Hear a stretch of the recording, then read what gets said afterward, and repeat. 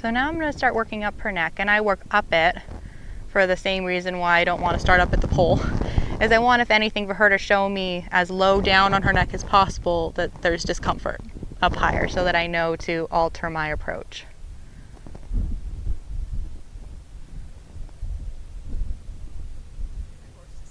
I know, right up against the fence. Now she did freeze just a little bit. Getting some lip. Oh, see those?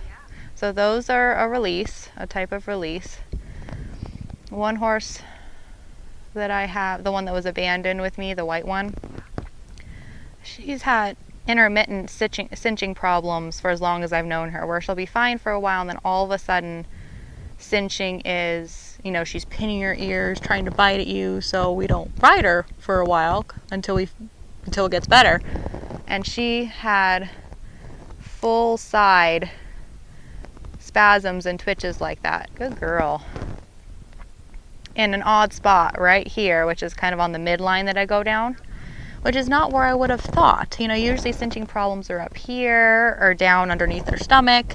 So it was odd that it was on her side. And since then, she's been much better and now no longer has a reaction when you tap there. So she did rest a hind leg and shift a little bit, but if you look at her eye, she still doesn't look completely relaxed. That's why I went back to this spot.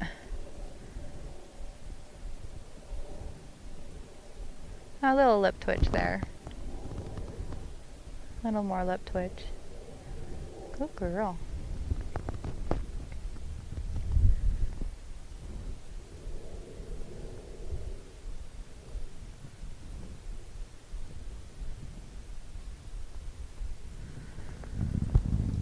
And so getting distracted like that is always just something to note, because it means, you know, we may be getting to places that are more uncomfortable. Oh, did she? Is that what it was? Yeah, so I'm not one who thinks that just because a horse looks away that it means that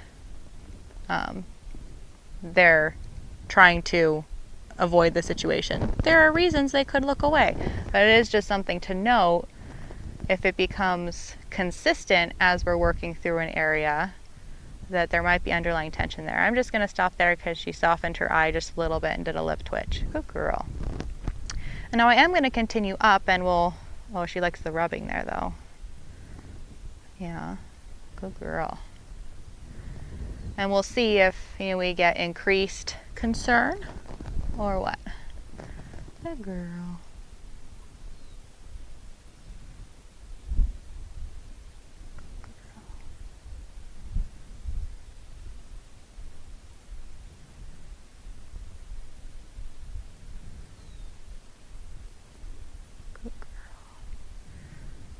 Her eye froze just a little bit, so I'm trying to go, oh, so that's even a release in itself, that head twitch. Good girl, that nod. Good girl.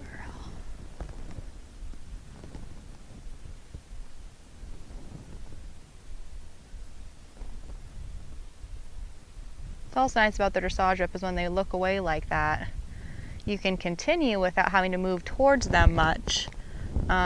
Some of the horses on my property, when you have to move towards them to follow them, they feel like you're chasing them, and it becomes a whole issue. Good girl.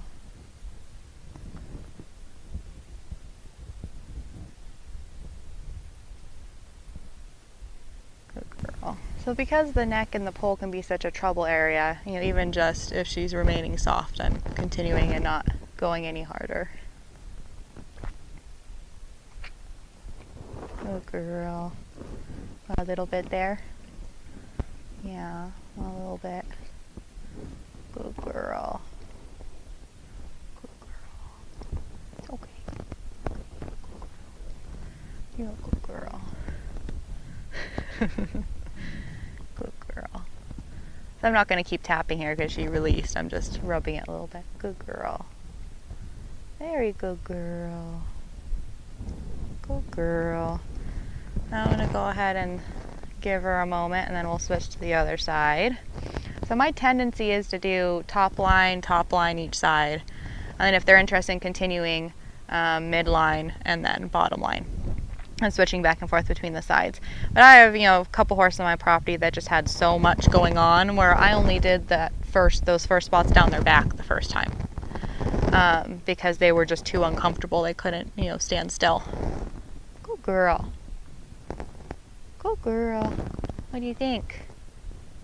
What do you think? Oh yeah.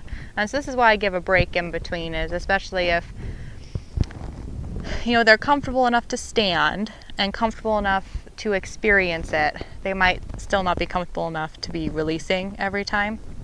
So I try to remember to, at the very least, between switching sides each time, giving them a moment to and release anything they feel like they need to release before we move on.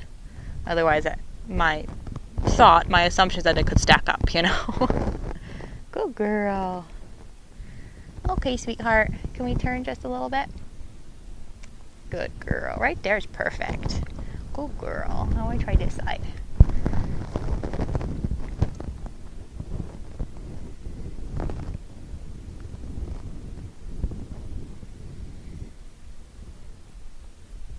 And you see literally with the first tap they start. It's very interesting. We don't know what's happening. We don't know what's really going on, But it's fascinating that it does something. How they even discovered that's amazing. Yeah.